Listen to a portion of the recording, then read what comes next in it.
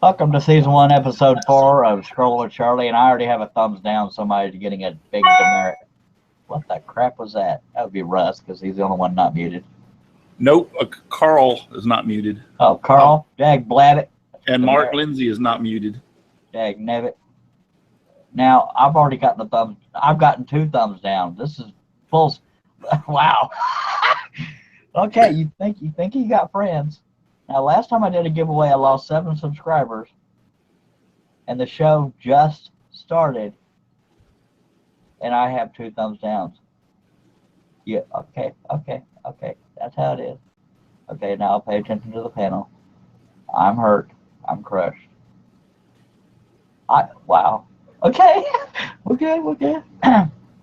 So, in case y'all haven't figured it out, I'm that weird guy, Charles Deering.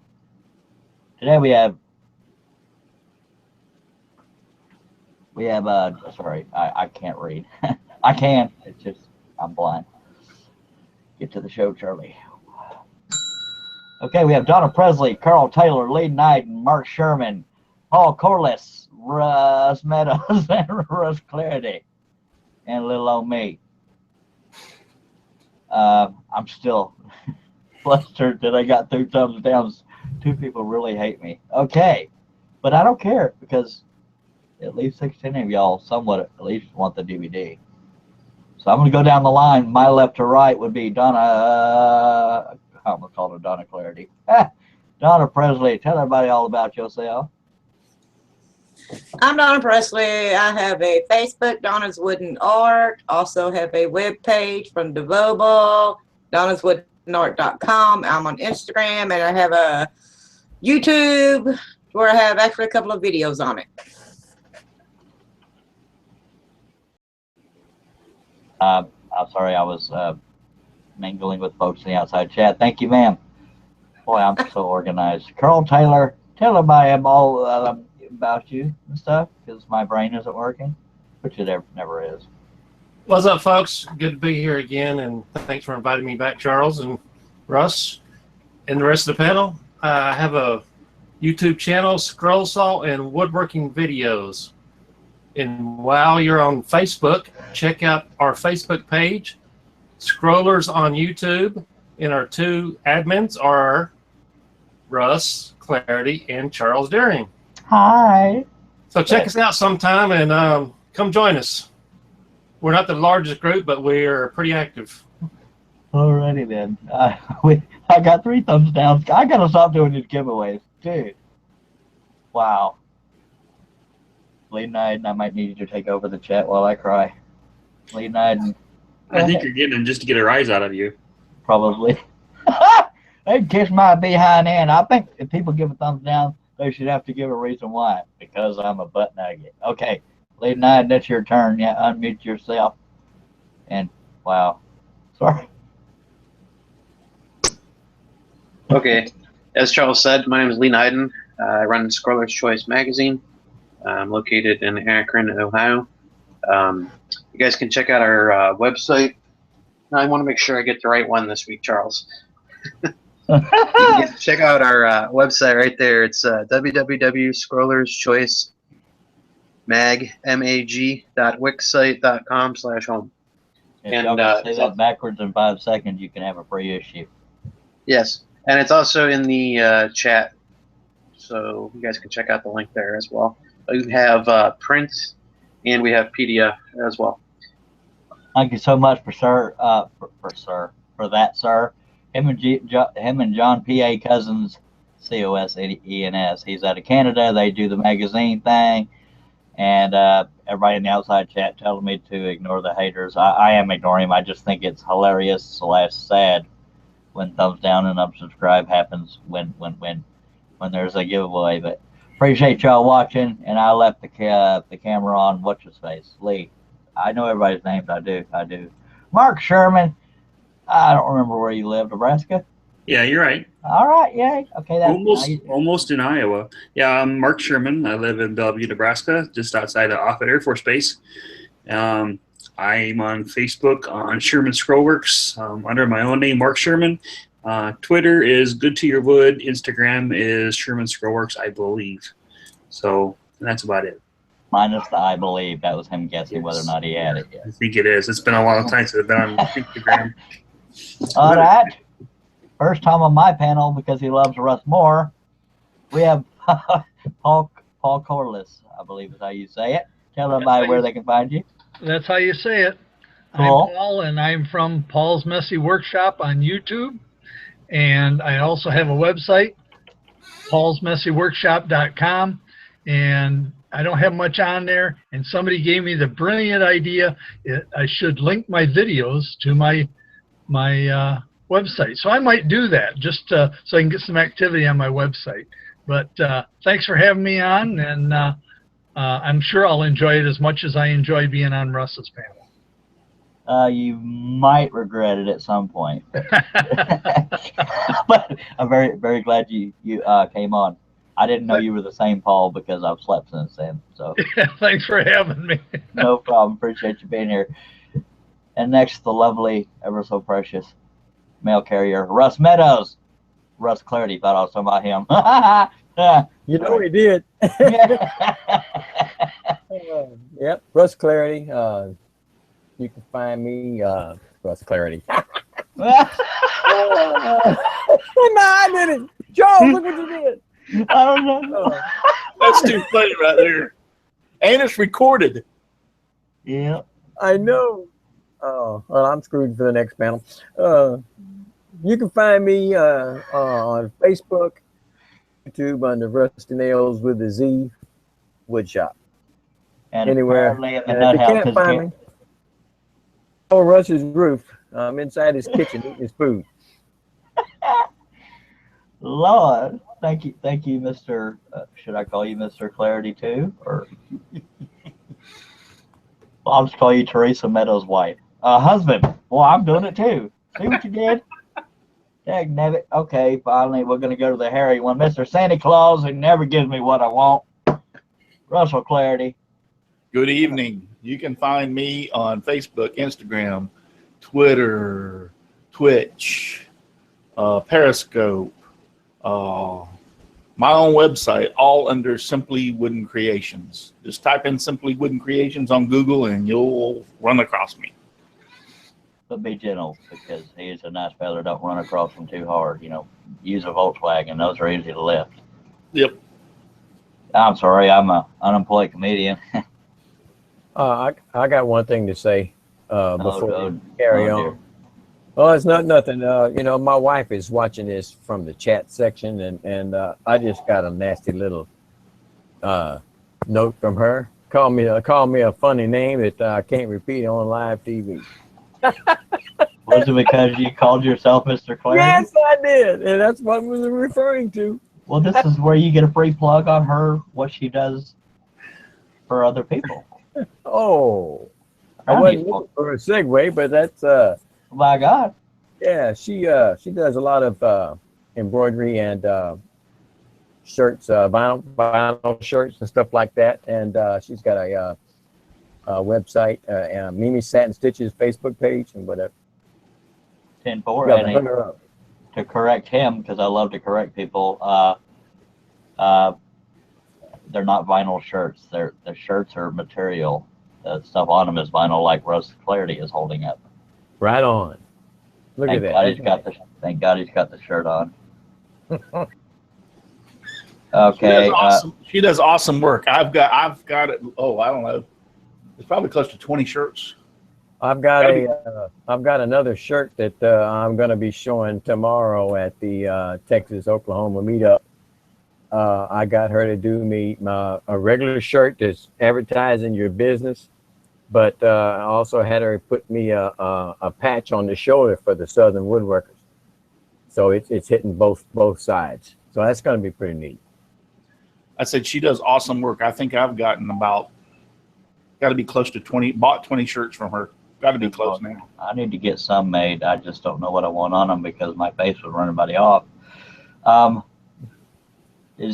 think Donna Presley's trying to help, but Rob Austin of the Gwinnett Woodworkers is trying to get on the panel, so I'm hoping he's able to make it. Thank you, Donna, for trying to help.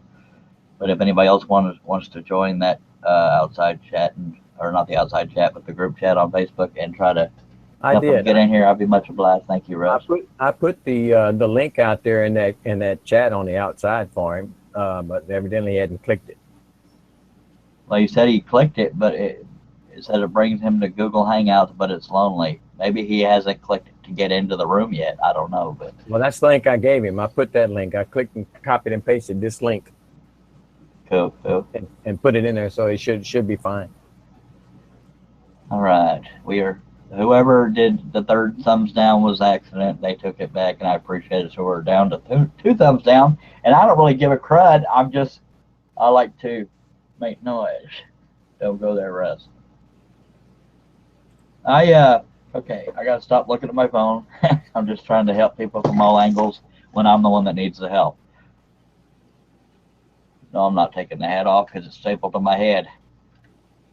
2 or 3 people in this world might want my latest DVD, and there's a reflection, so it's not helping much. This one, focus, and again, if you haven't watched my past episodes, a quick explanation of what my DVDs are about. You're not just watching me trace a pattern. This one is probably the longest DVD, wrong finger. This one's probably the longest DVD I've done, but the whole time I am tracing the design, I am explaining different things, so please don't think you're hearing a silent camera. You can't hear a camera. Yes. Take 2. You're not just watching me trace and me being quiet. I'm explaining different things, why I'm doing what I'm doing, and things about. One example to be follow the contour of the hair when you're doing these things, and if you want going for realism, make jagged lines instead of just little circles. That's the premise of these DVDs, is how to work on this specific. There is Mr. Rob Austin, by golly. Yeah, it didn't like Firefox. I use Firefox tag now, but I'm just thrilled to death to have you here because you got a shot from heaven, and I believe I'm in your will for that, ain't I? Yeah. You and about 250 other people. But Dad, you said I was first. Well, Rob, while we got you, go ahead and introduce yourself, and I'll jump back into my babbling. Okay, I'm Rob Austin. I know a bunch of the people that are on this panel here I'm looking at, but I've been scroll sawing for probably 18 years. I'm not great at it, but I love doing it. I do any type of woodwork and just, enjoy myself in the shop. And he often has many visitors and tours, so to speak. And he keeps, I believe Steve Good did a video with him. He keeps almost every kind of drink you can imagine in stock. And most of it's for, I would imagine, for the people coming through. Oh, so, it's for me. I drink more water than anything, but the drinks are there for anybody who wants them. Jack, now, but you need to stock more Dr. Peppers. I might be able to show up someday. No, I'm stocked, no problem. All righty then. And also, you're with Gwinnett Woodworkers. That's one of my people talk about how they don't like long videos in general statistically. Right. But Gwinnett is my favorite channel, and I don't mind long videos, which Gwinnett tends to have, because if you're interested in the content, then there's nothing wrong with a long video, unless it's one of mine. But yeah, there I am complimenting myself again. Thank you very much for being on, Rob. Thrilled to have you. Anyway, back to the DVD. This one concentrates on short-haired animals and contour of the hair and this and that. It's a little more complex than that, is why the length of the video is because of the detail in the picture I'm working on, but I'm discussing tips and pointers the whole time, and y'all might be thinking, dude, shut up and give it away. But I gotta make y'all watch the whole show to get to that. Sorry. Now, when it says 2 free patterns included, one of the things I talk about on the DVD itself, if you'll notice, there's a shadow. Rob, if you don't mind muting yourself, it keeps the camera from breaking out. Yeah, I knew how to do that. Oh, move your mouse around, and a black bar will come up. You just click on the microphone, and whenever I ask you to talk. I just did it for him. Okay, yeah, but now he has to figure out how to unmute himself. Okay, he may have. We'll figure something out. I think he found it, and that's why you remuted him. Okay, thanks for being here, Rob. if you'll notice, there's a shadow cast on the eye of that cat there, but there's also an iris. Not an iris, a pupil. Or there is an iris. Shut up, Charlie. Okay, there's a pupil and a shadow, so you got to pick one or the other. So that's why there's two free patterns included. There's a version with the shadow in the eyes, and there's a version with just the pupils in the eyes. So that's what the two free patterns are. I shouldn't have told you that, because now you won't go out and get it if you wanted another one. But I'm going to use a randomizer live on the air to do that, and this is open to anybody on the panel that's desperate enough for it. Kidding. And everybody in the outside chat, I will simply ask you to pick a number between 1 and 100, but do not do it now, because you'll just be wasting your time. And at the time, if y'all don't mind, whenever we go to picking the numbers, I ask that you please only post the number you're picking between 1 and 100. This is at the time. I really need to move my cigarette. It looks like I'm on fire in here. What was I saying? At the time of everybody picking their numbers, make sure that we try to keep the comments to a minimum. That way, anybody on the panel that's writing it down, or anybody at home that's keeping track of it, we can keep track of the numbers, because whoever gets closest to the number that the randomizer picks is who will win it. And don't blame me, and don't freaking unsubscribe, okay? I'm doing all I can here. So I think that's how we're going to do it. So at one point when Russell is babbling, I will bring up the randomizer, but this will babbling as in filling time while I do things. We have 33 viewers. Great to have you here. As with every episode we do, we rely and encourage viewer feedback, even if it's on the panel. Unless you're talking crap about me, you're welcome to ask questions of anybody on the panel or scroll sawing in general. And at that point, what I do is we unmute the whole panel and people just answer the questions. So you don't have to direct your questions to me. And not everybody on this panel is an expert. And not everybody on this panel is a know-it-all. In other words, these people just happen to want to be on the panel. That was meant as a compliment. I have no idea how it came out. The only reason I'm on the panel is because I started the show. That says a lot. And Rush Clarity wants to laugh, but he won't, because he's too busy looking the outside chat. He's probably the one starting the riot. But we've always encourage viewer questions, so because y'all are the reason we do this show. So if anybody has any questions, do not feel shy about it, even if it's how do you use the scroll saw. Just somebody's going to ask that just because I said that. But no matter how basic, there's no such thing as a stupid question, well, at least when it comes to scroll sawing. When it comes to marriages, that depends on what you've been through. Would anybody like to know anything from anybody on the panel or from each other? Any kind of scroll saw related questions? I hate it when there's silence when I say that. Dang nabbit. Barry Lee wants to know, when did you get started? Hold on, I gotta figure it. Barry Lee is really old. Started. We not doing this when we were roommates. So Oh, you were not doing this. Yeah, we were roommates way I back was trying to then. decipher what he was saying. So You don't speak Taiwanese? no, he wants to know, when did you get started? Because obviously you weren't doing it when y'all were roommates. Because my first marriage went so well, I needed to find something to do. So in 1997 is when I started, and when I got started, all due respect to the designers of the time, I didn't like the lack of detail. So between trying to learn to use a scroll saw, I pretty much taught myself, because I used spiral blades and not a lot of people did at the time. I just know what I wanted to do, and I've always been a stickler for detail because I used to draw, so that's what got me doing pattern designing. But yes, Barry, to answer your question, that was in 1997 is when I really kind of started ticking. I actually made a lot of enemies when I first started because I didn't know the proper way to advertise. I spammed the crap out of everybody. I still do on Facebook, as most of y'all will attest to. But I chose the wrong way to get it out there. So yeah, I'm too busy paying attention to the outside chat. Thank you for the question, Barry. And that was from somebody that doesn't even scroll saw. And I got a question for you. What made you, all right, when you started scrolling, You got your scroll saw. What made you decide to use spiral blades? I mean, was that the only thing available, or you That's just? a very good question. Actually, no, it was not. I just somehow, some way, I got a. I don't even remember which one. I guess it was when one of those scrolling catalogs. I got it in the mail. I, believe it or not, had never heard of a scroll saw until I got that catalog in the mail, and I got to looking through it, saying, "Well, this is kind of cool."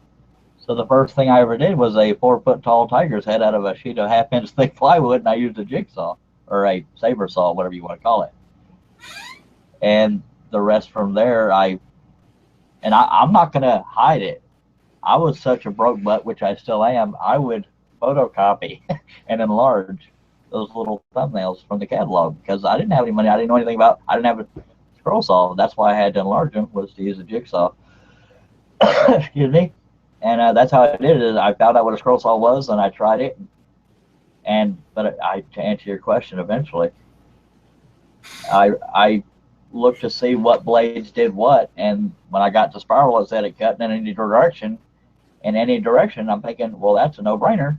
No offense to those straight blade users, flat blade. I mean, I wanted something that can cut in every direction. So that is the reason I chose spiral blades. I've never tried a flat blade, and that is funny because I've been challenged repeatedly to do a video, but I'm so scared of how bad it's going to be. Brad Matthews wants to know, has anyone on the panel tried cutting a spiral candlestick? No, I have not tried that yet.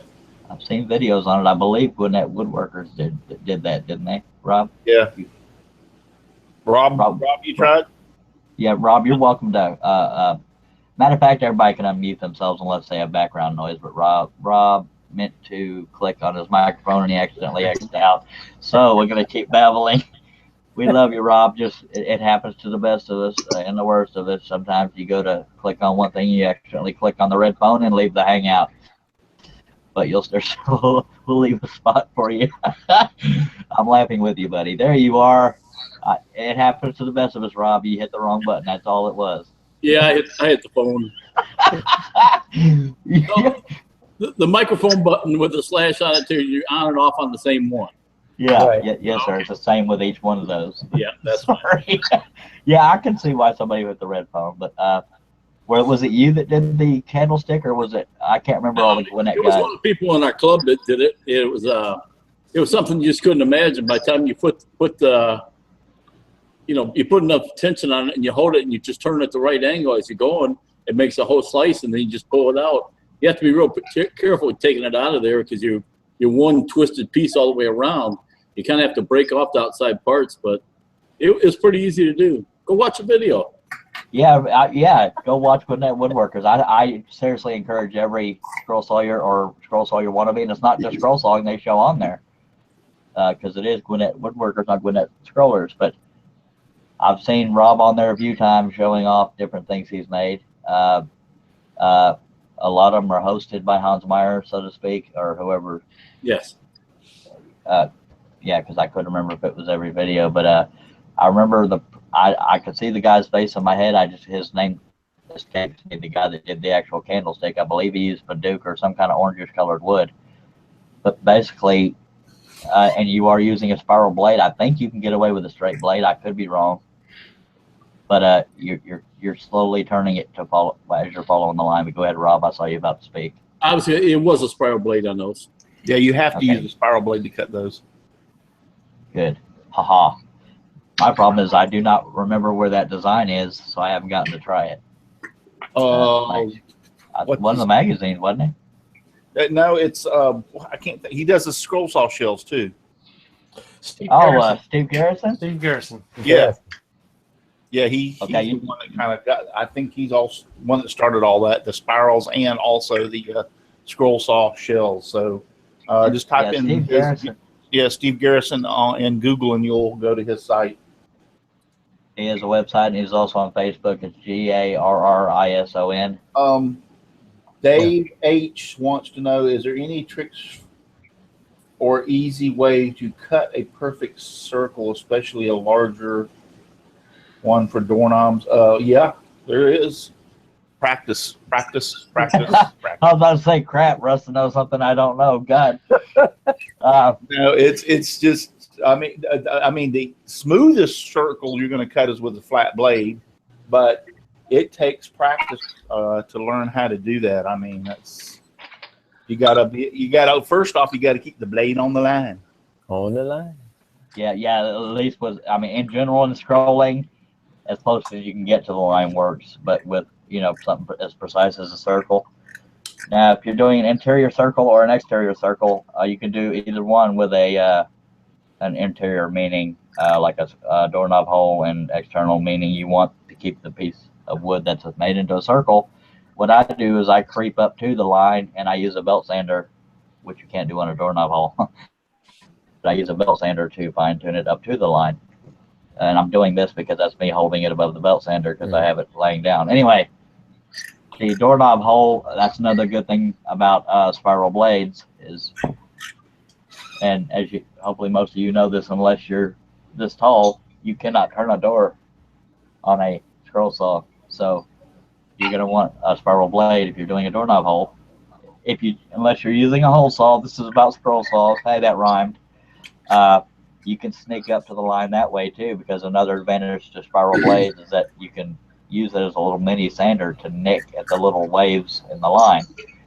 And that's another big thing. The only downfall to spiral blades, or there's only two, is that they leave what they call fuzzies on the bottom of your work, and which can be needle filed off or sanded off. Some people burn them off. I'm too paranoid with fire. Brad Matthews also wants to know where he can get a copy of a candlestick. There ain't patterns for the spiral candlestick. There is, Russ. It was in one of the magazines. That's the pattern that the guy used at the Gwinnett Woodworkers. Matter of fact, if y'all go to Gwinnett Woodworkers and look for the candlestick thing, it'll probably mention in the video the guy actually doing it. I think he says where he got it. I believe. I think it's all the information's in there. Yes. Yeah, I don't know if it was in the now defunct magazine or the current magazine. Besides Scroller's Choice, no offense, Lee. Yeah, I thought Steve Garrison just had a way that he just turned it and. Yeah, Steve Garrison is very mathematical, and that dude's IQ blows mine out of the water. Then again, a frog blows mine out of the water. I don't think he uses patterns for that. Yeah, this one, it was a relatively, and it's almost like a compound cut, except you're not cutting more than one angle. It's meant to wrap around a dowel, basically, the way the pattern was printed. I'm 99% sure it was in one of the two magazines, so hopefully at some point one of us can track down where to find that. I keep saying that. Let's go. Everybody go to Gwinnett Woodworkers. And if I can remember, I'll put the description in the chat, especially for that video. But while you're at that video, subscribe to that channel. And if you're into thorough explanation and detail, they're teaching a class basically every time they're in there. I guess it's a meeting of some kind, but I don't know how often y'all's meetings are, Rob, but they teach different things or just show things, and it's awesome. We have about 84 meetings a year. We have one every Saturday morning, tomorrow, 8 o'clock. And the first Monday of every month, we have a scroll saw meeting. The second Thursday of every month, we have a turning meeting. And about 4 days a week now, we're having a meeting here. We're working on making a couple benches for hospital systems, and we've got 94 canes in work to give to the VA. That was in. Okay, somebody's rubbing their microphone or something. Thank you for that, Rob. Another thing I wanted to ask you, Rob, and I know this seems like the Rob show, but I've always wanted to talk to you about this. And I do not want to get too personal, so if it's none of my business, tell me this. But how in God's name, short of a lottery, did you get all those bloody tools? Am I being too personal? No, actually, kind of the plan for my wife and myself was after I turned 59 and a half, I could take money out of the retirement account. We were planning on moving somewhere else, have a house built and have a shop built. And then in June of 2010, she got cancer, passed away, and the money from come back from the insurance, I paid off the house and had them build the shop. And the biggest thought was when she died, she was 54. You know, Wow. I was 2 years older, and I'm thinking, why should I wait to 65 to build a shop? And you might not live past that. So I expected her to be here longer than me, and you know, I said, heck with it. And the shop itself, you know, I mean, I was working at the time. I just paid somebody else to build it, and the main expense was the building. It was $81,460. Googly moogly. Yeah, and after, I mean, that's really cheap compared to a house or something. Yeah, And I mean, tools. I do sincerely apologize that if I got personal on that, I wasn't actually saying give us the play-by-play how, and I'm sorry for the loss of your wife. That speaks for itself. But I've always wondered. I mean, you have so many tools, and I've seen it on more than one video. And Steve Goods was the latest. I'm thinking, how does one man? I didn't know if they were donations or if you did good when you were working a regular job or just good at saving money or what. But I didn't want to pry. I was just That's the problem. It worked out great for me. Yeah, and I'd rather have her back, but that ain't gonna happen. So absolutely, and the rest of my life just like this. And I'm so sorry if that brought up any old wounds. But no problem. So wow. Charles, I got a question for you. Okay. No insults, please. Since you're getting personal, I'm going to get personal with you. I'll answer anything. When are you going to design a Farewell Romo pattern?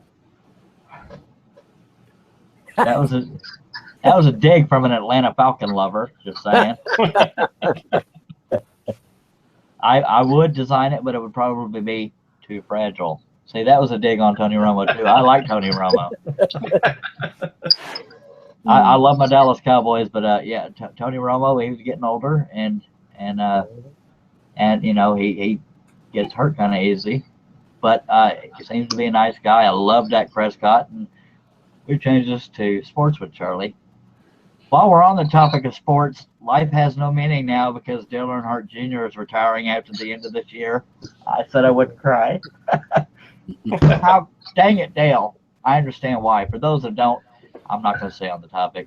He had last year, he had concussion-like symptoms and missed half the season, or what seemed like half the season. And I think he's doing it for his health, and might as well go out while you're healthy. Blah, blah, blah, blah, blah. But that's the only reason I watch NASCAR, so I'm really going to have to force myself now. And Rob's nodding a lot. I think you're a NASCAR fan too, aren't you? Oh, definitely a NASCAR fan. I just don't think he recovered at all from last year. Again, as much as he wanted to get back in there, yeah, he's not doing anywhere near as well. I don't think it's necessarily just that, but you got to realize he got burnt real bad here. Yeah, and at one time he's been in several accidents and got bummed up pretty bad. I think it's a combination of all of them, and then when he got that real bad concussion, that was the straw that broke the camel's back. I think at that point he went like, "Hey, I need to get out of this before I get killed." Yeah, he didn't even know he's 42 years old. You know, he's not a young man in racing anymore. Yeah, and I thought that too, but then you got Dale Jarrett. He drove the 88 car, ironically, for the longest time, the UPS car. And that dude was old and wrinkly and still driving. No, then he went to Viagra. Not what you think. The Viagra car. We're getting backed up on questions. Yeah, let's get up in NASCAR. Go ahead. What's the most complicated scrolling project that you've done? I'll answer that one real quick for myself, then you can pick whoever you want to call. But for me, it was designing and making a wooden or my own Ferris wheel that works. Awesome. Do you offer that design for sale or have a picture of it anywhere?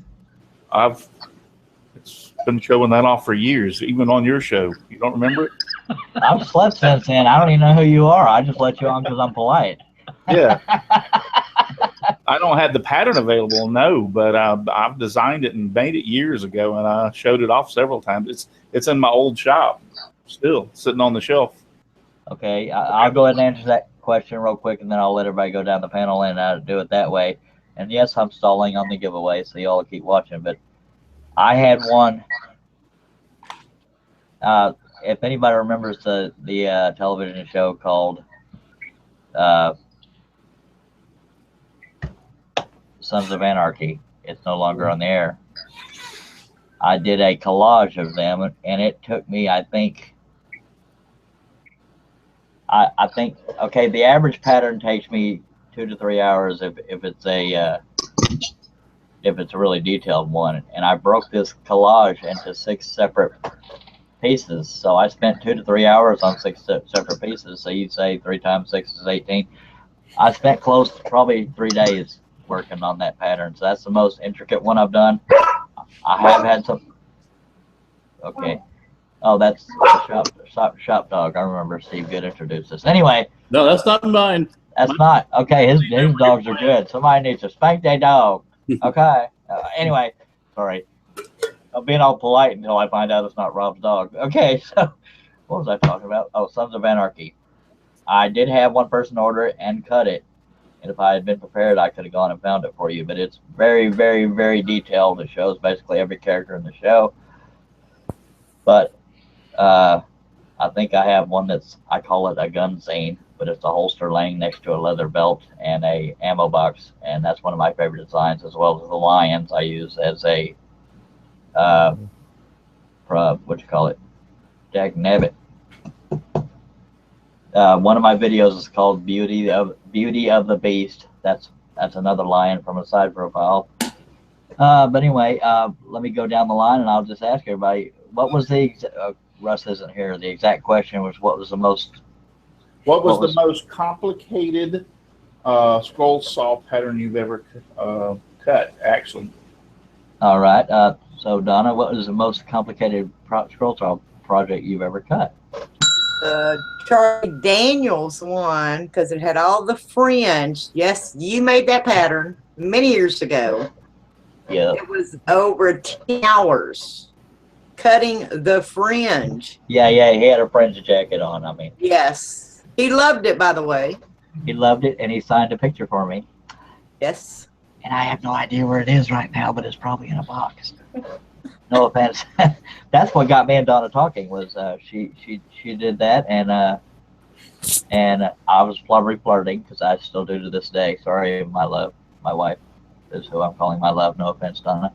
Anyway, she got to meet Charlie Daniels, and she presented him with it. That was pretty cool with the fringe. Yeah, that probably added to it. And I'm doing all the babbling when it was you that I asked the question. So is there anything else you would like to say? Well, I was just going to add, that was 10 years ago, I believe. Wow, time flies when you're friends with Shirley. Thank you, ma'am. Oh, Rob, this could be pretty much anything, because you do all kinds of woodworking. What's your most? Well, let's stick it to scroll sawing, since that's what the show's about. You know, I could think. I just went in and grabbed something when that subject came up. This is something I made a long time ago. I did not design it. I can't remember who did that, but that's cool. She lived out in Texas. It was when we had the MSN scroll sawing sites. It just said "Life Behind Bars," and it's 16 by 20. That was one of the. I enjoyed making it. That was a little bit harder because of the size wise. I could have never done that with a flat blade. I've used the spiral blades ever since the beginning. I did start off with flat blades, but everything I was doing at that time was scroll saw patterns or scroll saw portraits. And it really lends itself, one little hole and you just barely moving, another one. The flat blades, you couldn't turn and make all the stuff you wanted to do. So I've been using the spiral blades for a lot of years. But, my God, can't go wrong with spirals unless you're scared of them, but some people are. By the way, I'm noticing the hat you're wearing. Thank you for your service. I appreciate that. Thank you. I am the son of a veteran Army Special Forces Green Beret. Hoorah! Wait, hoorah is a Marine. Sorry. Yeah. Sorry. What can you do? I'm my own person. Colonel Taylor, what is the most complex scroll saw project you ever did? Was it the birds on the big old branch? Well, as a matter of fact, no, that wasn't the hardest. I'll start with the weirdest thing I've ever cut was an eggshell. I drained out an egg and cut an Easter pattern into an eggshell with a 8/0 metal blade. So, but I guess after that, the next weirdest thing was 3/8-inch thick marble slab, which was cut with a diamond coated blade. But the hardest thing I've ever cut was I took 5 layers of 1/4 inch plexiglass and stacked them up and cut a clear heart box. And no matter how many layers of packing tape I put on it, it always melted back together. Yeah. I probably had 10 layers of masking tape on it, and I was using a number 12 blade. Number 12. So I called it, the friend of mine, Jeannie Aldeas in New York, and asked her, what should I do? And she said, take a piece of soap, make sure it's white soap and no color in it, and hold the bar of soap to the blade itself while you're cutting that much plexiglass. And I'll be damned if it didn't work. I'll be dang. I was listening at the time. You said something before the plexiglass part. Oh, how in the God's name did you do an eggshell without shattering it? This was on a scroll saw? Yeah. Well, you drill the hole first with just practice. I went through like 15 eggshells before I got one right. Yeah, but I would imagine. Well, they couldn't have been with a spiral then. They couldn't have.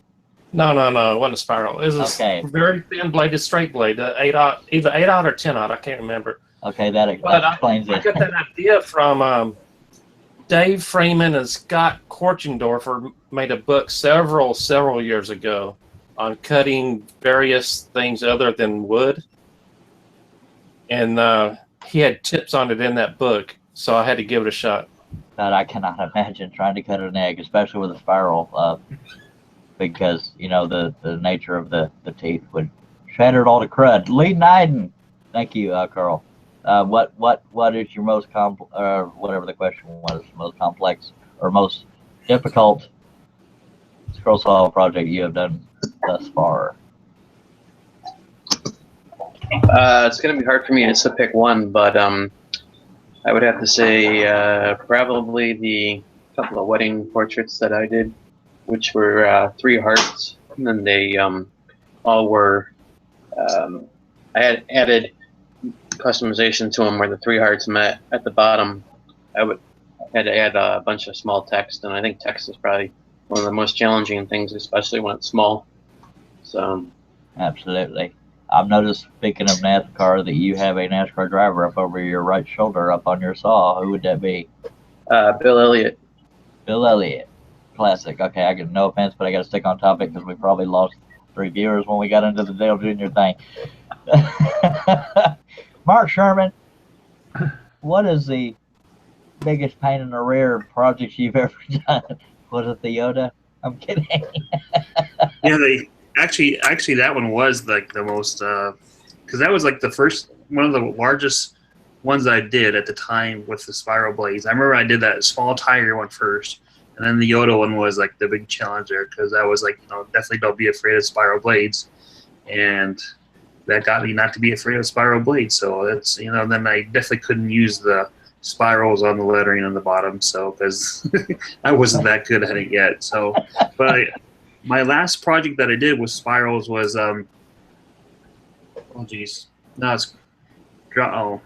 just posted it not too long ago. Anyway, but I figured out that you can't be right along try to be on the line when you're doing a spiral blade. You got to stay off of it, and like you said, go back and use the blade for sanding a little bit more to get those finer edges of it. So that's what you want to do, instead of trying to follow the line with it, because it doesn't work when you want to follow. Yeah, you don't necessarily have to stay off the line. It's a blade you can get away with. It's a guide. Yeah. As Hans Meyer says many times, lines are a suggestion, but with the spiral, you can get away with not being right at the line unless it's a single vein or a single kerf in a design, because you can sneak up to the line with cut off the little waves. Thank you, Mark Sherman. Over to Paul Corliss. What is the Hey, this is an easy one. The hardest thing that I ever did, probably about 6 years ago, my brother's grandson died, and it was just before his 2nd birthday.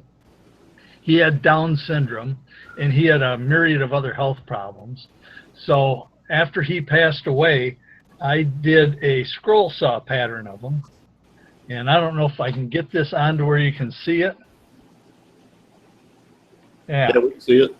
Anyway, that was the first portrait I'd ever done, and I didn't have the foggiest idea on how to do a portrait. And so I watched a lot of YouTube videos and figured that out. And then I tried cutting it out, and I wasn't using spiral blades. I did it all with flat blades. And I probably went through 3 or 4 attempts before I finally finished it. And when I got it all done, I just sanded it by hand because I didn't want to damage it. And I got it done, and I gave it to my niece, and she was just thrilled with it. Yeah, the sentimental value behind some portraits. Oh yeah. I mean, I can only imagine. Yep. And a little while ago we were talking about how to cut a perfect circle. The easiest way for me to cut a perfect circle is to try and cut a square. I was waiting for you to say, have somebody else do it. Thank you very much, Paul. Russ Meadows, what is the biggest hind-end ache that you had trying to do one of these? I'm going to go ahead and say it's not my pattern. It was actually one of yours. I bought the Beatles pattern from you probably a year or two back.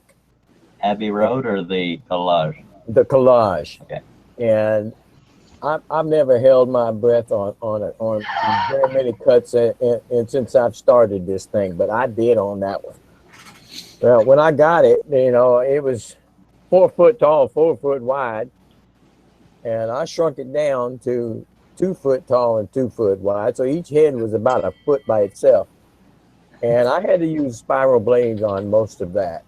You couldn't reach it any other way, and I mean, there was literally a few microns of wood holding some of those pieces in. I said, my God. And I just put my finger on it, and I started going, ooh, please, Lord, work with me, Lord. Let this go. And I made it through, and I only broke 2 pieces, but you can't tell where they were broke, so I let it go. Yeah, but I never did. I used to be too honest. People say, don't tell people if you break it, because if they don't know what the original design looked like, don't tell them. But this goes this goes for, I would imagine, flat or spiral, but it is almost impossible to hurt yourself on a scroll saw unless you just stick your finger there into the blade and feed it in. Right. So one thing that helps is zero clearance. You can use a business card, playing card, anything, to where only that blade is coming through there. This is for the whole audience, not you, Russ. I'm not singling you out. And you can put your fingers right next to where it's cutting, because that blade will not go where you're not pushing the workpiece. So you can that can stabilize. I've done that a few times myself. But I did find out one real quick thing and it's ironic that we're talking about a spiral blade. If you're doing an actual spiral, start from the inside of the spiral, not the outside going in, because that will fly all to crap. I found that out the hard way. I go from the inside on that one. Yeah, a friend told me, because I've never made a mistake in my life, except for my first marriage. So, Russ Clarity. Russ Clarity, tell everybody your most complex. I already did. Remember, I started it. Yes, sir. I knew that. I just was testing you. We got a ton of questions, so. Oh, yeah, by all means, interrupt me if you have those. Well, I've already told mine was the Ferris wheel, so. No, I meant when it comes to questions, you're welcome to interrupt me, because God knows I interrupt you a lot. We got a ton of them out there. I'm trying to go back because there was a couple of good ones. How complicated is it to make and cut make a compound, I forgot it, a pattern? It's not that difficult. You just have to take whatever you're looking at and look at it, lay it down. If I'm going to, let's say, for instance, I did a hammer compound pattern. I laid the hammer flat down and looked at it from the flat view, and that gave me that side. And you want to stand it up on the edge and take that view from that side. So you only need the 2 sides, like a left and a top, or a top and a bottom, or left and a right, something like that. But it's not that complicated. If I was you, I would go out and search in Google, and I don't even remember who asked it. I just remember the question. And look up some compound cut patterns that are out there for free in Google, and study them and look how they were designed to make the objects they wanted to. Yeah, they're designed to be folded across the corner so that only 2 sides. And if you're designing your own, I haven't done it yet, but because Diana Thompson been in the scrolling community for a long time, she didn't steal. I'm being playful when I say this. She stole every idea I ever had, and that's a compliment because I can't come up with anything because came up with so many ideas. And but you also want to make sure if you're designing them that the tops and bottoms are equal. Because if you have it altered and you cut the side and top, then you're gonna have a 3D mess. Okay, you said it's also important to make sure your wood is completely square and not add those that are off a little bit. yeah. Yeah. In other words, it needs to be 1 inch by 1 inch or 3/4 by 3/4. So, and the pattern needs to be adapted to that size also. And it can be done with a spiral blade. Go ahead. Let's try to keep up which I thought was a pretty good one. Dan Inge Woodworking, Dan Ingerbretson, I believe it is. Ingerbretson, yes, sir. Yeah, he has a good one. He wants to know, when you're cutting inside a line, what do you prefer? The line to the right of the blade or the line to the left of the blade? And what was the beginning of that question? The beginning. What was the beginning of the question? When you're cutting a line. Okay, a line. I prefer, inside or prefer the line to the right of the blade or the line to the left of the blade? I tend to sneak slightly to the right, and I think that's just because that's how my brain works. But there again, if you have a single vein like in a leaf, you have to stay as close to that line as possible. I mean, it's not mandatory because it's not a recognizable leaf unless the whole project is a leaf. Then you can probably get away with either or, But anytime you're using a spiral, I think it would be the same with a straight, but I don't know. I keep saying straight, I mean flat. If you go off the line, don't panic and suddenly go back to the line because your mistake will show. Just gradually go back to it unless it's going to screw up the whole thing, and then you might as well start over. That's why I start out with the eyes.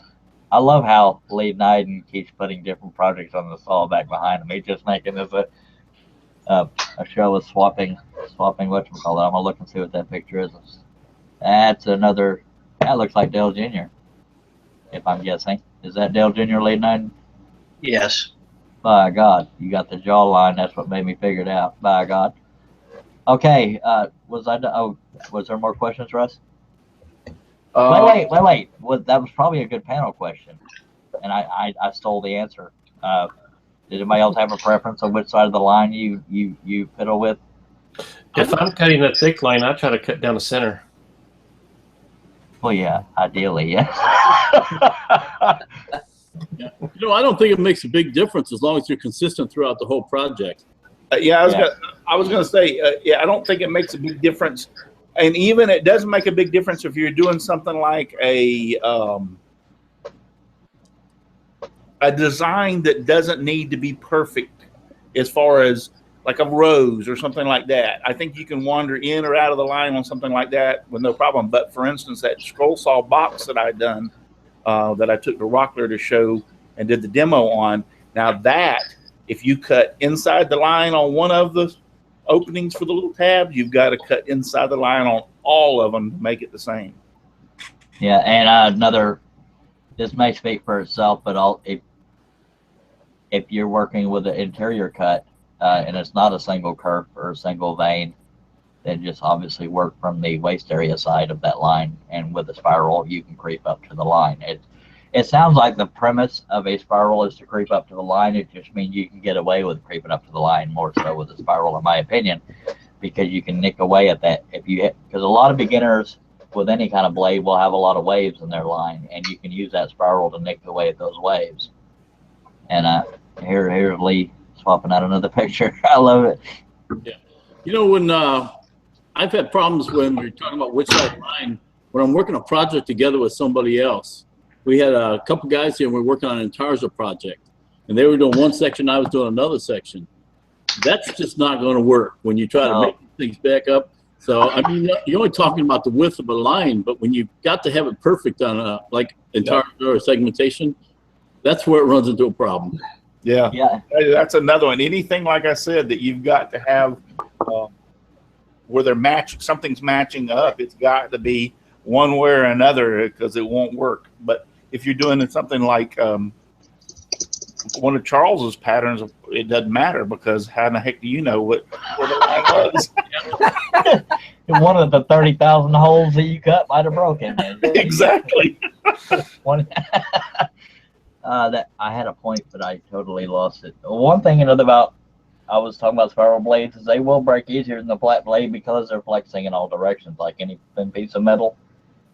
So that explains that. But I totally forgot what I was going to say in relation to this conversation. So we already went down the line and asked everybody, which no, we didn't. Lee Knighton, how do you do it? Do you have a preference to which side of the line you deal with? No, not really. I just cut, so I don't have a preference either way. All righty then. That was a nice, sweet, short answer. Thank you, sir. Mark Sherman? Let's see. I usually go like I stay on the left side of the line. I guess it depends on what kind of blades they're using. I've been using Flying Dutchman, and they got a little bit of a burr on the side, and that helps a little bit for a little bit of sanding and stuff.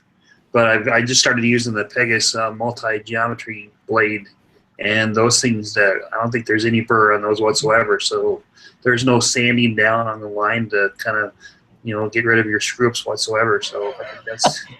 Yeah, I remember Steve Good talked about that specific blade on one of the shows he was on.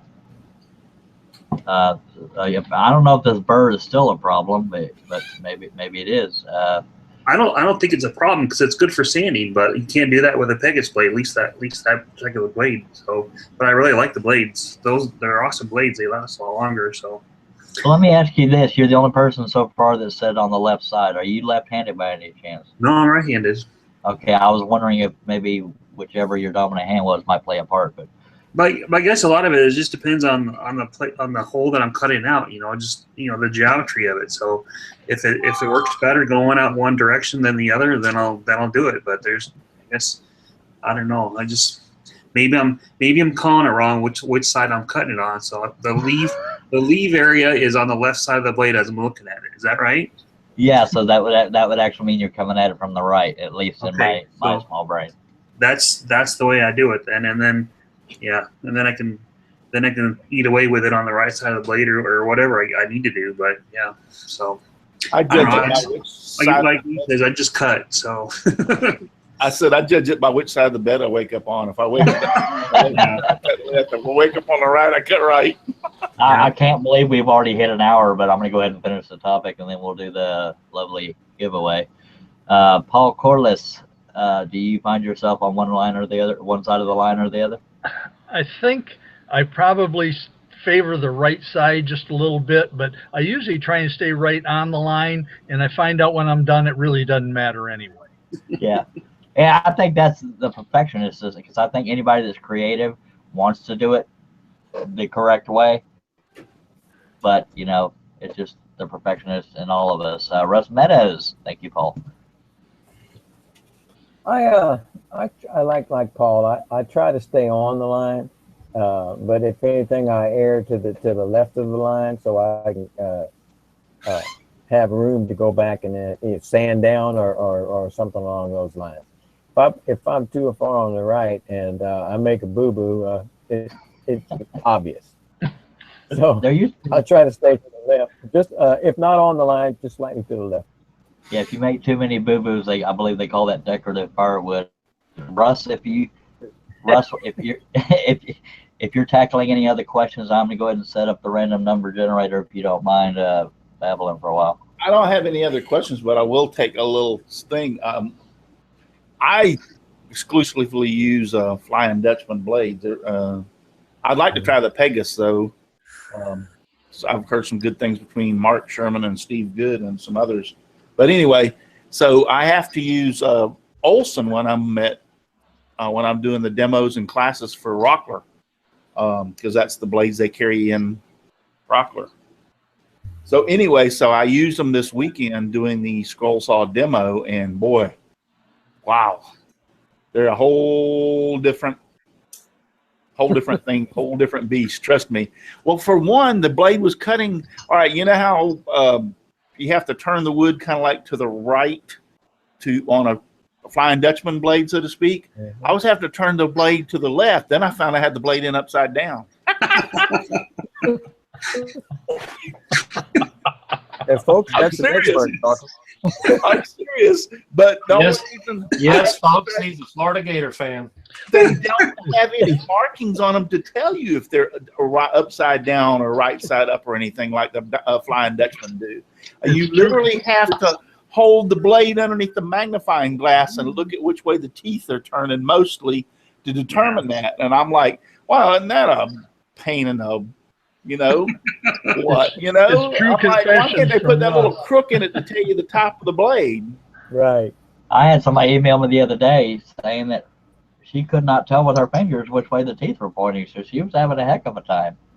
Yeah, it was turning the wrong. Every time I go to do something, it was going the wrong way, and I'm going like, I got like six or eight people watching me, and I'm going like, this blade is not tracking right. I don't know what's going on here, and I'm like, and so I finally said, I just stopped and said, there's got to be something wrong. So I pulled it off and looked, and I said, well, it'd help if I get the blade in right. Okay, this is sudden. I found the bell, so I gotta have something to play with. Don't go there. Okay, now in the comment section, because I said everybody on the panel is eligible as well, but in the comment section, as soon as I ask everybody to pick a number between 1 and 100, if I can find people to write down really quickly, as quickly as you can, or just use the initials of who it is and let you know who they are, you'll know shorthand, whatever. But if we can keep the comments at just numbers for now. I got a question for you. Uh-oh. What are you going to do if two people pick the same number? We'll have to do a second one with a tiebreaker. Okay. Who did it first? Well, that's also an advantage of us keeping track of who's got what number. They can argue between themselves. And then the one that changed their mind, So man, I should have won. Comment section in YouTube underneath your video? No, not underneath the video, the live YouTube chat. I'm glad you Oh, clarified that. Yeah, because the chat or the comments doesn't come in until after you close the Yeah, chat. not the comments, the live YouTube chat, Well, you as would well do as something everybody on like the this panel. all nights, and I didn't bring a pencil or a paper. You could have Well, told. those of us that are not on the chat side, just on this side. That's why I said the panel is eligible as well. You can do it on the inside chat, and I'll write it down. All right. Okay, between 1 and 100, I'll while somebody else is writing down the YouTube chat, if they don't mind, Donna Presley, pick a number between 1 and 100, unless you don't want the DVD, unless you already bought it. No, I haven't got it. Oh, wait, Okay, this is for the latest DVD. It was not part of the first giveaway, which was my first 2 DVDs and Carl Taylor. I hope y'all got pen and paper to write this down because I didn't bring any. I got have it. pen and paper. Oh, Lord, here they come. 37, 42, 69, 50, Whoa! 27, 13, 13, 32 Where are you seeing that? on the On chat. the YouTube chat. 13, 67, 27, 24, 61, 55. Russ. You drive me crazy. Okay, Carl Taylor is picking the number 28. I thought that was Okay, funny. right. Okay, Carl Taylor, 28. Donna Presley, do you have a number between 1 and 100, or do you not want the DVD? 13. 13. Donna, 13. Is anybody writing down the Yes. okay, good. Rob Austin, would you like to be 3. in the 3? Okay, Rob Austin. My lucky number is 9. Rob Austin. 3. Carl Taylor, or unless anybody's already bought this DVD. Carl Taylor, do you have a? Oh, you already told me 28. Lee Knight. 8. Oh, y'all people being risky on the low end.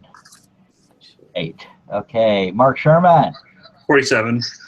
47. Was that 47? 47. Okay. Mark S. I'm so nervous. Oh my God. I hope I win. Wait a minute. Okay. Paul Corliss. 46. 46. Oh, he's going to mess right there with Mark Sherman. 46. And Russ Meadows. 14. Boy, everybody's going with them low numbers. 14's already on here. From where? Dan. Ingerbretson. Yes. Okay. Jag Nabson. First. It's gonna suck if the number ends up being 14. But Rusty, you mind picking another one? 74. 74. Okay, Russ Clarity. Do you want to pretend you give a crap and get one of my DVDs? 7. Okay, Lee Knighton picked 8, so it could turn out to be a fight. 7. Okay, that covers the panel. I can't pick a number because I've seen it and I made it. So. I think Hey, we're Charles. Yo. through with the numbers because they kind of like stopped. Okay, how many? Yeah, who's talking to me, Carl? Go ahead. I don't expect to win, but if you do draw my number, draw another number and throw in another one of your CDs and I'll pay for it. Another one of my DVDs? Yeah, and that's on me. Okay, so we'll do two randomizing, so you have 2 chances to win, but only with one number, folks.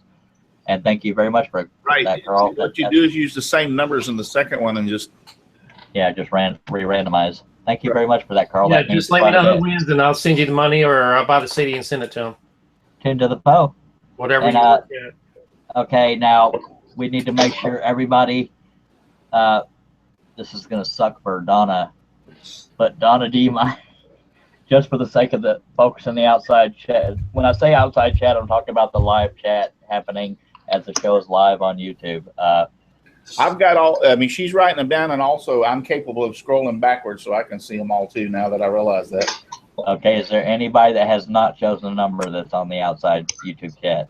The last person that chose a number was the old cranky wood shop, which I think is Chris Ahern, and Yes. that's the last one I've seen so far.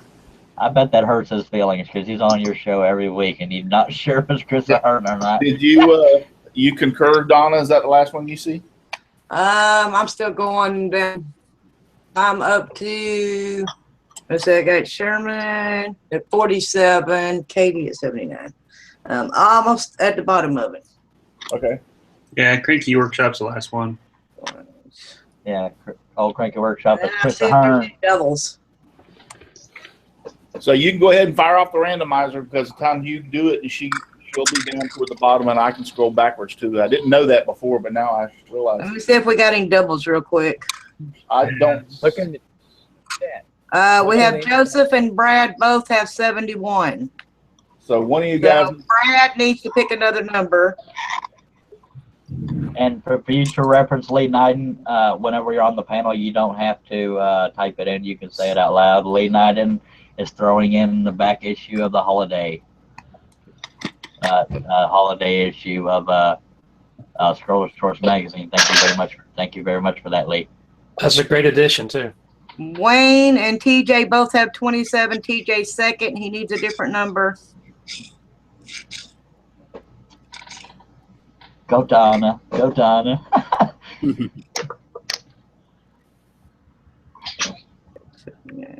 And I will screen share while this randomizer is going off so it doesn't look like I'm favoring anybody.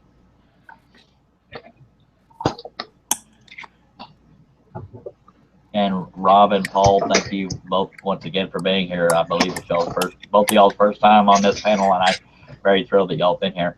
Yeah, appreciate it. I was glad to work it out. Me too, by God. I've been waiting to talk. I believe we briefly met at Georgia. I don't remember. You came over to GWA's booth. You were right there with Steve Good and Carl came by.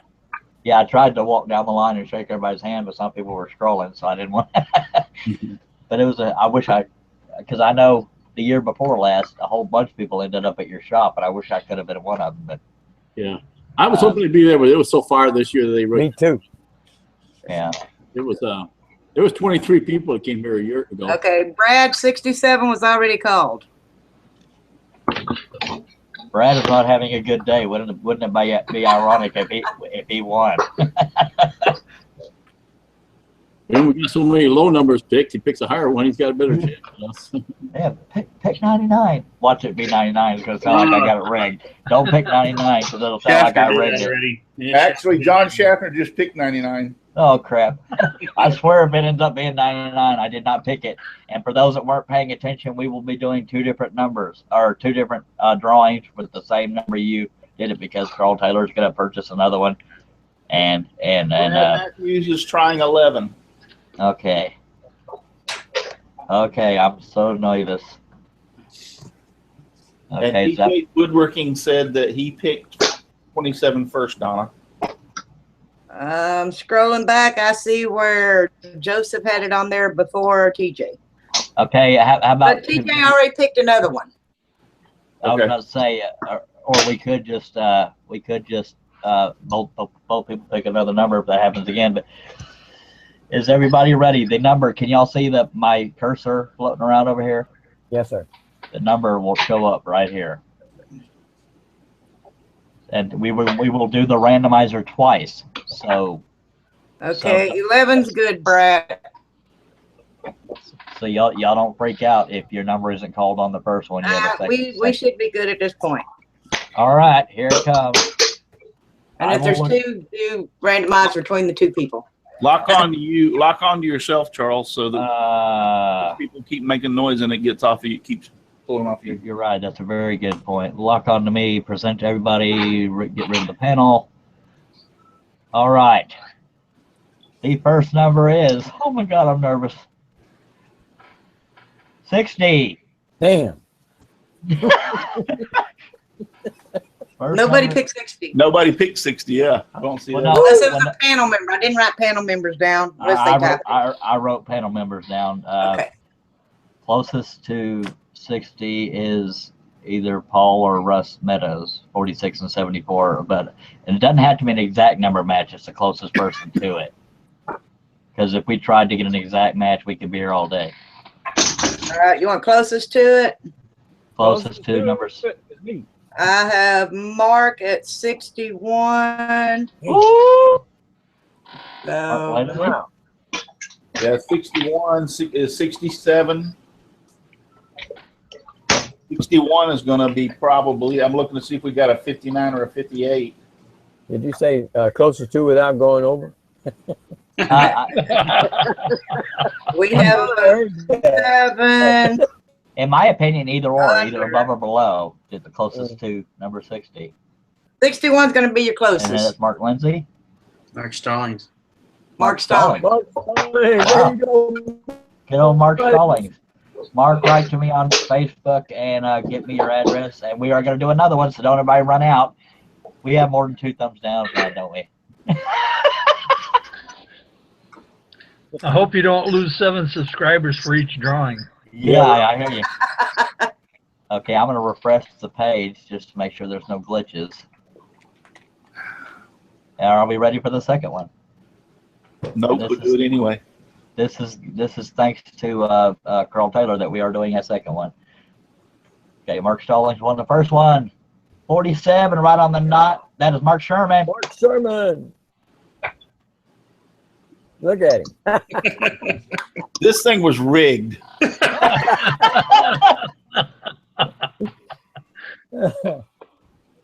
All right, I guarantee you I won't be a subscriber of yours after tomorrow. Well, that's awesome. I can't believe we got one right on the button. Y'all said, look at Mark. I mean, how did he react? He was doing a dance over there. I thought he was pouting or something. I was like, dang it, I don't want to win that crap. Okay, so we got Mark Stallings and Two Marks. Mark Sherman. Oh, yeah, 2 Mark. Both Mark S's. I tell you, it's rigged. That was definitely rigged. That was definitely rigged. Okay, I want to think of something. Anybody want to join me and unsubscribe tonight, just raise your hand. Okay, I'm going to pull a last minute here. This will take you longer to get it because I have to order it, but you will get the DVD of your choice if you haven't already bought one using that same number generator. Does anybody want to do a third drawing? Well, yeah. Hey, Sure. you're the captain of the ship. We're all just rats on board. How many Okay. people are in the audience right now? How many people left? Yeah, how many people are left? We've got like 30-something people watching. Draw 30-something times. Holy crap! Oh, That I think so. 30, yeah, I can't give everybody one. Good lordy. Okay. I'm going to bed for too long. Okay, I gotta share my screen again. Alrighty then. Present. I think Lee had something you wanted to offer there. Oh yeah, the Scroller's Choice magazine. He's got a bunch of those mags. Do another one. Well, that's up to him. I can't volunteer them. Yeah, we're good, Charles. I got a bunch. So, Alrighty then. So we're gonna do a third drawing. This is for the DVD of your choice. Of the 4 I have done, there has been the basic scroll saw portrait, vehicles, and no, I have not done 4. I've done 3, and the one we're doing tonight. So, but just know that whichever one you pick, it could be around a week, or more, because the company that makes them ships them, and I would have to have it shipped to me and then ship it to you. So it can take a little bit. But hopefully you will find it's worth the wait, but I can't volunteer. I cannot believe 2 guys with the same first name and same last initial won. That is definitely rigged, but okay, now if there's another mark that wins with this is a first. Is everybody ready? Get after it. Boom, Bippy, 52. No, nobody close on my end, except for Mark Sherman. But Mark, all due respect, Mark Stallings and Mark Sherman are out of this drawing. Thank you. Would you say the number was 52? Yes, sir. I didn't see it. 50. I have 56. Oh, did I not screen share? 55. I did not see it. I did not share it. I did not screen share? No, Nope. sir. Nope. Oh, crud. Okay. Can't do that one. Call Okay. it. Do again. Well, okay, I'll do 2 more then, because Well, we don't have a 52 anyway, so. Well, 55 is the closest. okay, so I'm gonna do another one after this because I couldn't prove I did it randomly. So we're gonna whoever won this one, who got 55? 55 Cam. Cam, as in Cam Boylan. Cam? I don't know, whoever typed right after Mark did. Let me scroll it up. 24, 61, 55. Cam, make yourself known. Because I've got half 1961 with 55. Uh-oh.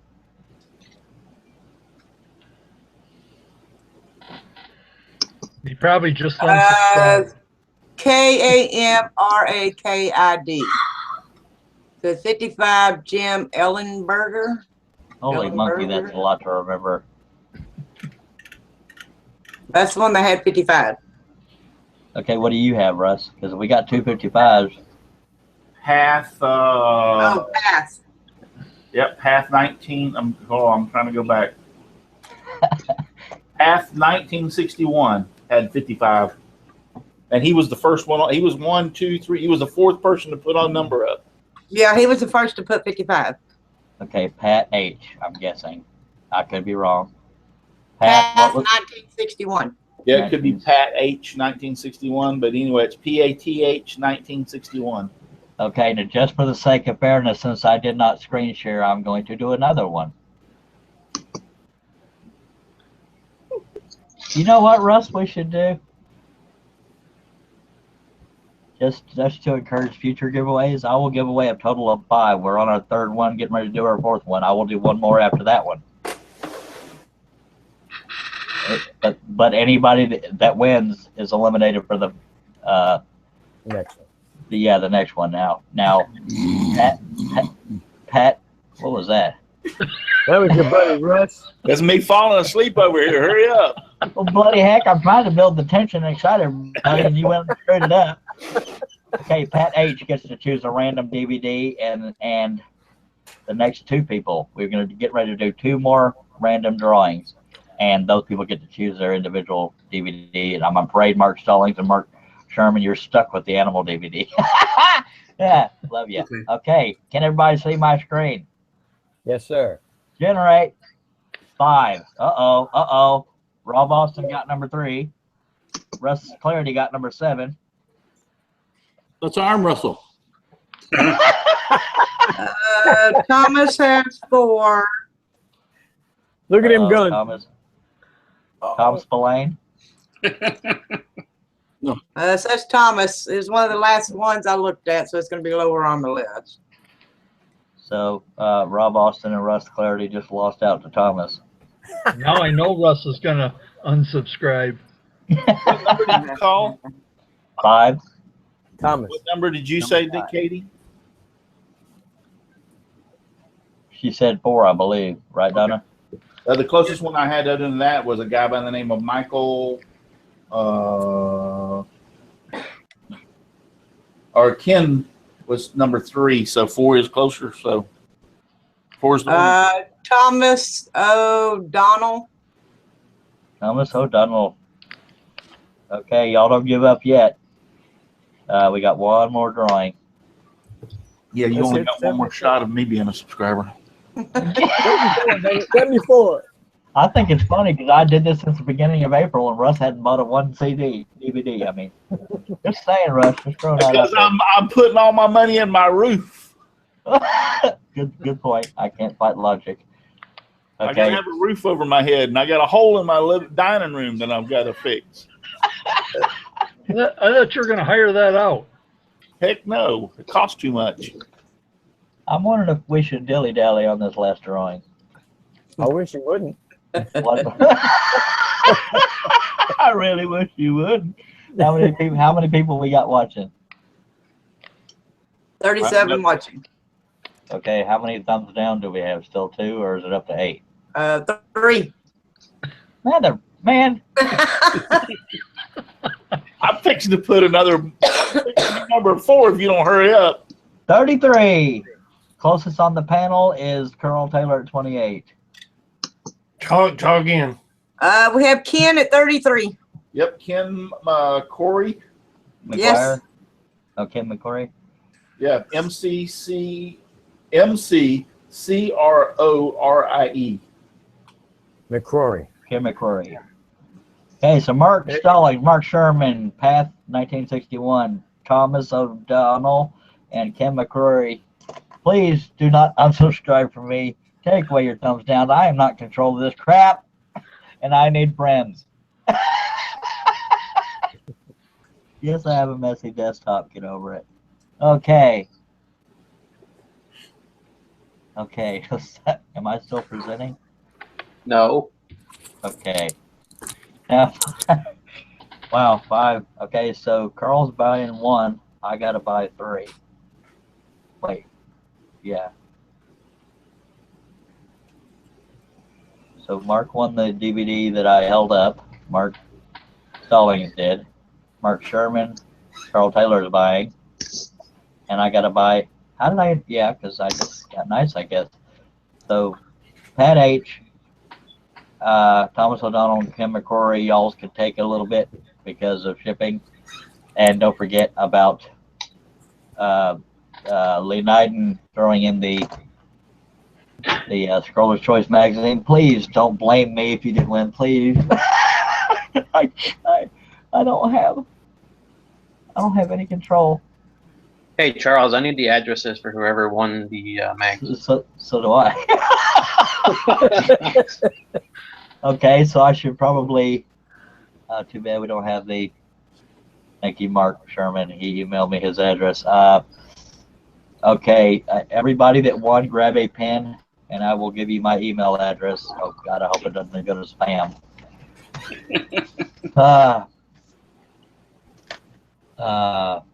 Okay, I'll just say it. You spell out the word artistic. It's ARTISTIC. Then an underscore, which is shift and a dash key.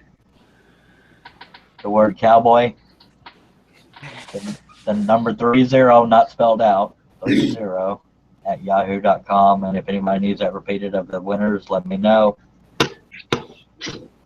Got awful quiet after the giveaway. Y'all act excited and throw a party and stuff. Come on now. I'm trying to unsubscribe.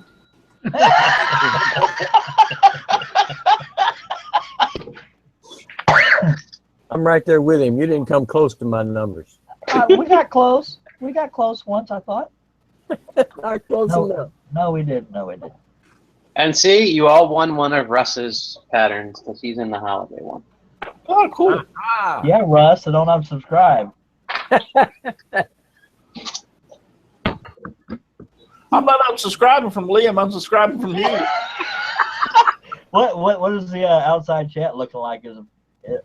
They're all calling you a snake, a skunk, a low. Well, 'cause they tend to be more generous than the panel. No offense, panel.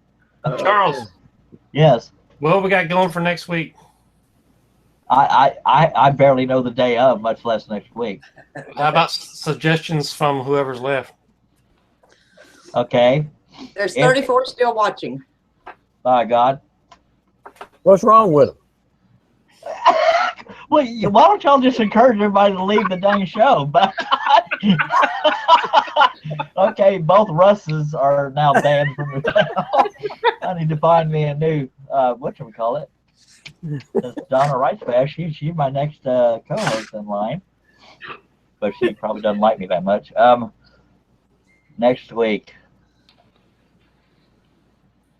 Okay, is anybody on the panel or in the YouTube chat? Do you have any ideas you would like to see addressed next week? We can do more than one.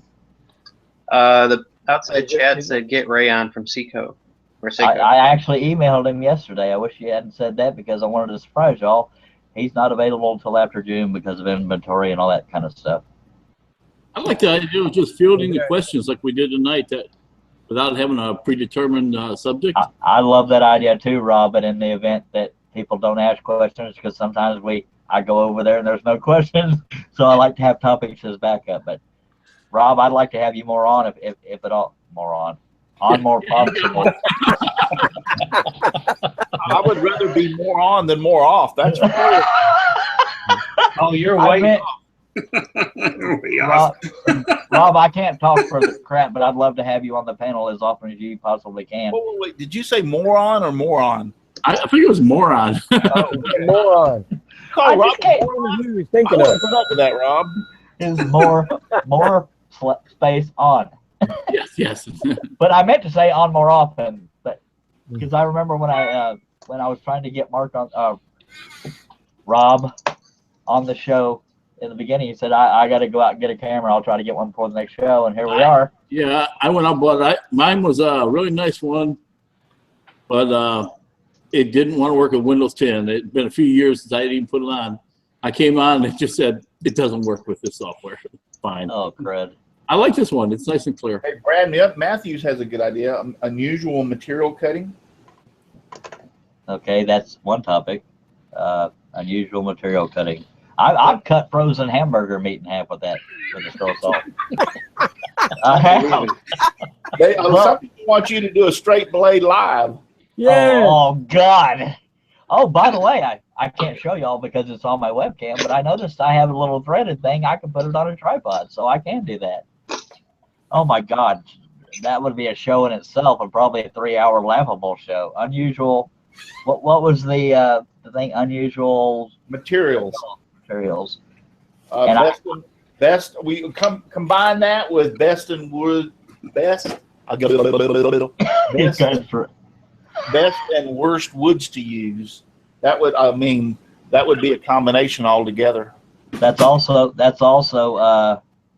a matter of opinion, because I love how soft aromatic cedar is, but it's also brittle. Compound cutting. Compound cutting, someone suggested. By any chance, was that suggested by Steve French? Nope. It was Robinson. No, I think Steve French was the one that asked me about Antarctica at one point. Okay, No, actually, Steve French is one that said try straight blade live on the show, Charles. I'm taking that seriously, because I think that'd be a hoot to do it live. But I mean, when I was asking for feedback about people that bought DVDs or wanted to be in the giveaway, I believe Steve French said something he wanted to see me design intarsia patterns, and I don't know that I ever responded. If it wasn't him, I apologize, but I'm not entirely sure I know the premise of intarsia patterns or how I would think it up, but I'll definitely look into it in the future. I'm also considering layered Scroll Saw projects. So we got unusual materials, best and worst woods, compound cutting. I think the unusual materials and best and worst woods would be all in one topic at that night. Yeah. That would be the best way to do them.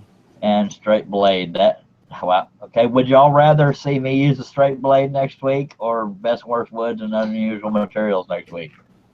Straight Straight blade. blades, because it's going to take you all show to get one line cut. But I get to pick the design because if it's something intricate like one of my designs, that'll take 8 days, you know, and I don't know anybody that dedicated to this show, no offense. Hey, so Mark's calling. Charles, you going straight next week? That's funny. That's funny. Hey, Charles. Katie Dotson said something about Intarsia. Okay, I don't know anything about Intarsia, but I am trying to get a hold of Intarsia people to get them on the show. Yes, what were you asking, Lee? For Jeff Robinson, you might want to check out this book here. This is Diana Thompson's book for her Christmas. Yes, You might want to check this one out. They got it at the library, and also, or you can buy it online even. But it's pretty good. It walks you through all the steps and stuff, how to cut. Yeah, Diana Thompson's been in the community for quite a while. I can't remember which scrolling group she's part of as far as Facebook goes. But yes, I have been challenged more than once to do it, but never live on the show. So that could be a hoot in itself. And y'all gonna so be laughing at me. So if you see that page there, she's got all the steps right there on how to cut it. I've done Intarsia, not a bunch, but I have done Intarsia. I've never tried it. Now, I know ideally with Intarsia you use different kinds of woods, but can you get away with like all pine and just staining them different colors? That's not Intarsia. That's segmentation. Segmentation. Well, I thought Intarsia was the fact that you were shaping pieces and putting them together. Intarsia is not only that you're shaping, it's different types of wood, different types different species. Then I probably can't afford Intarsia then. Intarsia is the different species of wood put together to make the pattern or make the object, the project. Segmentation is taking like a 1x12 and cutting it into pieces, like the 2x4 challenge. Like a puzzle. Cutting it into pieces and making something out of that one. And then you can paint. I did that one. I have it if you want me to show you what the fish one? Yeah, the fish one. I called it Under the Sea for the 2x4 challenge. Hey, if you want to grab it since you it takes about 2 seconds. I like that one. Yeah, I got one for you, Charles. I don't think you won though.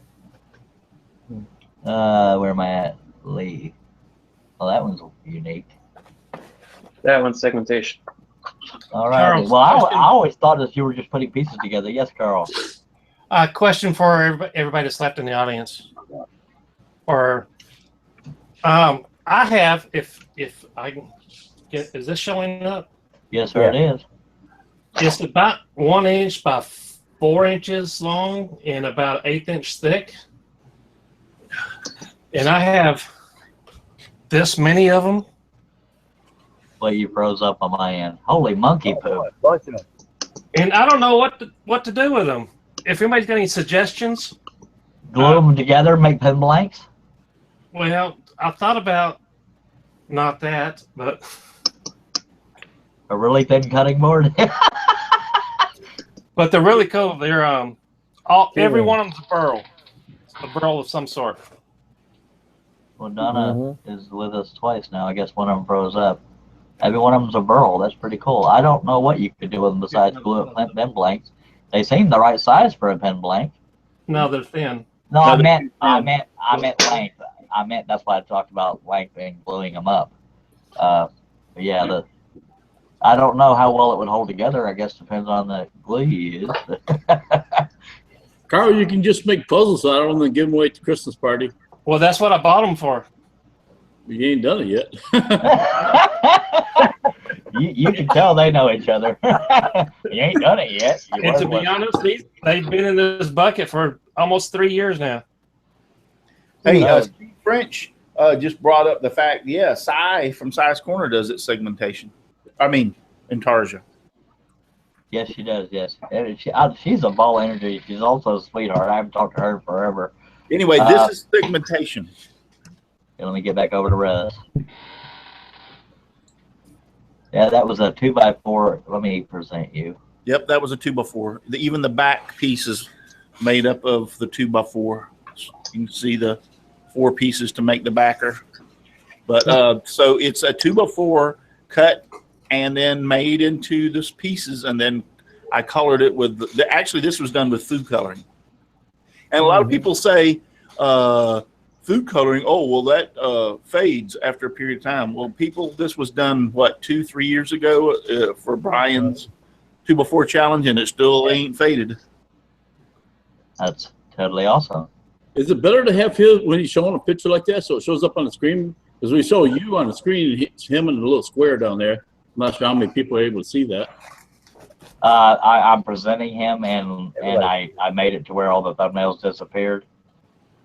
Okay, because up there where I see your head, but when he's trying to show a picture, you're only looking at his little picture in the corner rather than the full screen. So it doesn't go up to the individual when I talk. You have to click on me yourself, Rob.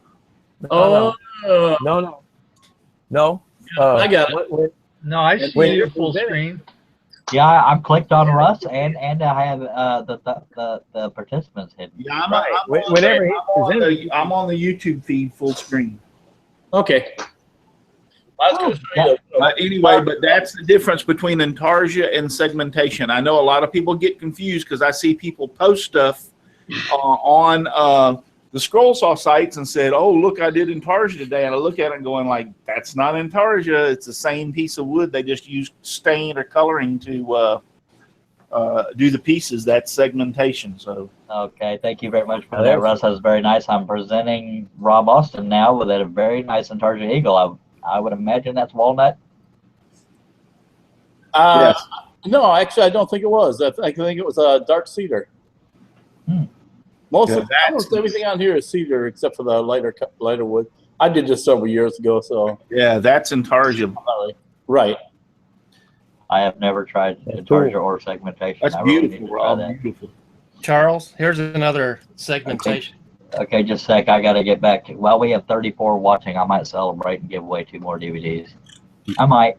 Keep my same number. Donna, you didn't throw that list away, did you? Nope, still have it. Good Charles, deal. I'm gonna hold this up so I can suck Okay, you a Russ. little bit. Call my number. In all sincerity, I may not be here too much longer. You okay? Oh wait, it's getting late. I'm tired. I've been on the roof all day. That the show's been going hour and a half, hour and 40 minutes. But wow, that's a lot of viewers to still have around. 36. I will draw 2 more DVDs if everybody begs me hard enough. Now, what Russ is holding up, Russ Meadows, is a portrait of me. I'm sucking up. You're sucking up, but I cannot. I don't know how to. I don't know how to bribe the generator.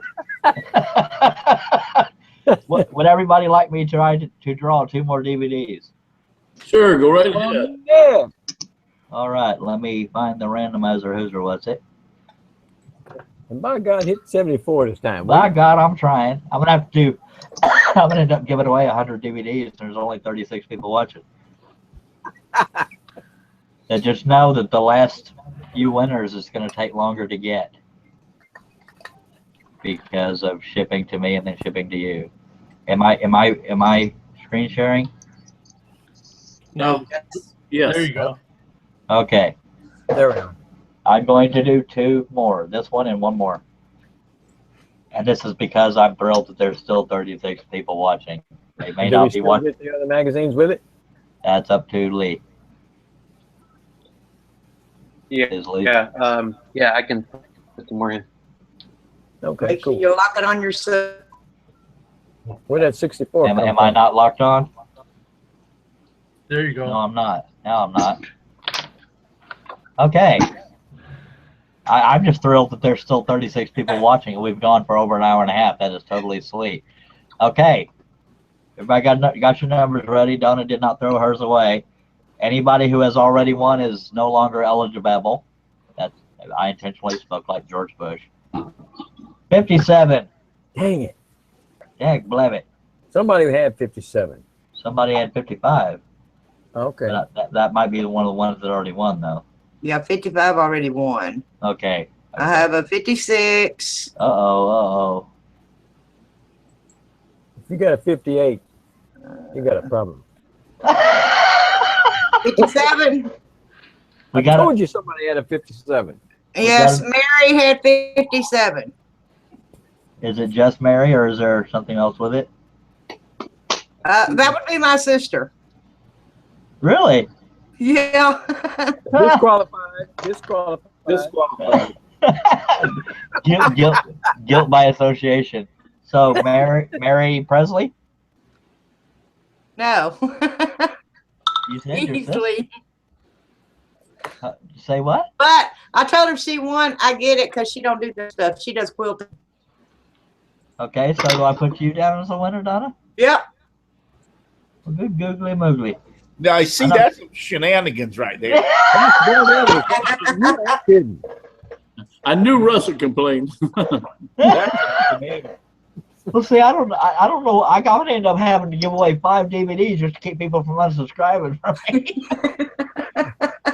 Y'all got to realize I eat cardboard. I'm gonna go broke building this thing out. Okay, we got another generation. 37. Sorry, Ray. 37 is the first one. I got SF wrote down. So hold on, I'll tell you who it is. That was another exact match. Up.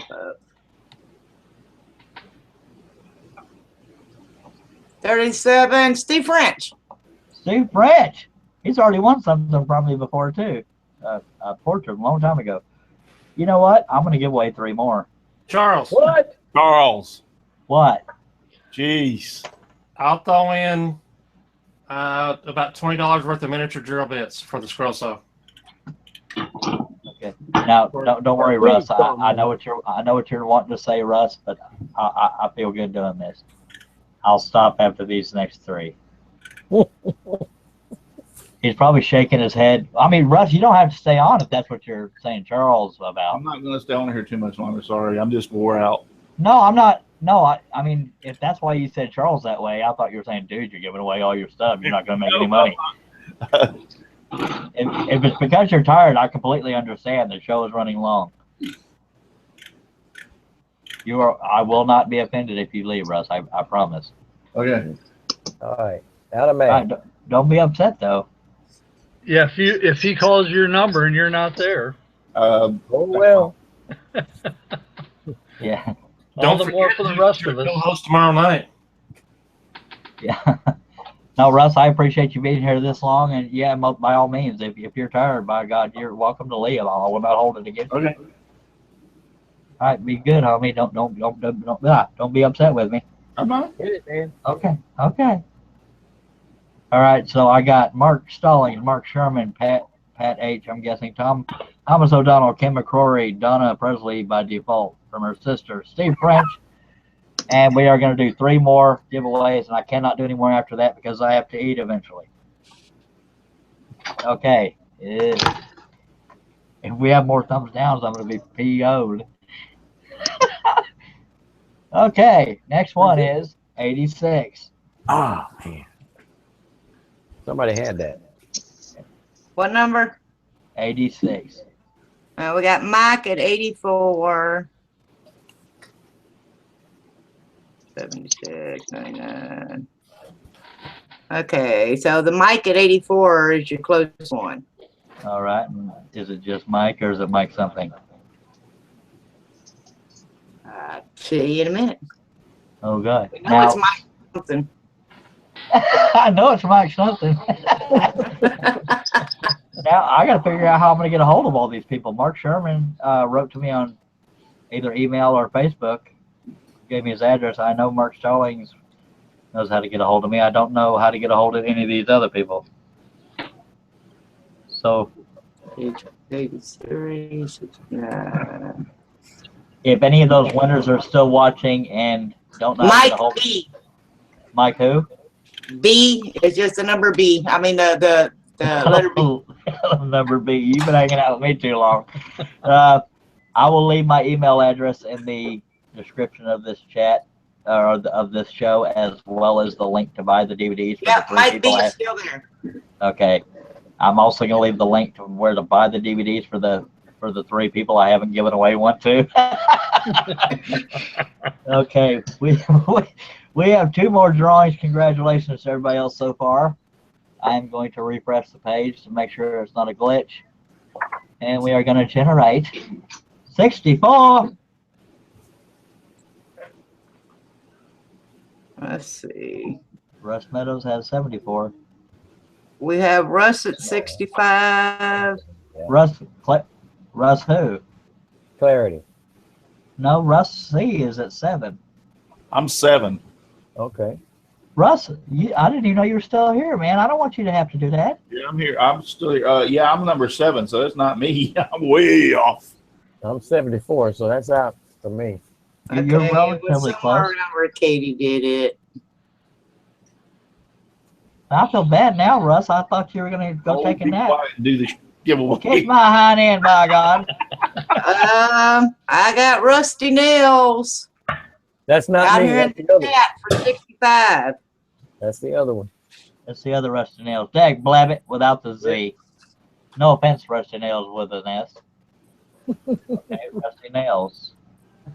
You got, what is 64? 64, yes. All right, we got Florence Lydia 67. Who'd you say was, what did Rusty have? Rusty Nails is 65. Yeah, that's closer than 67. I'm so sorry, Florence.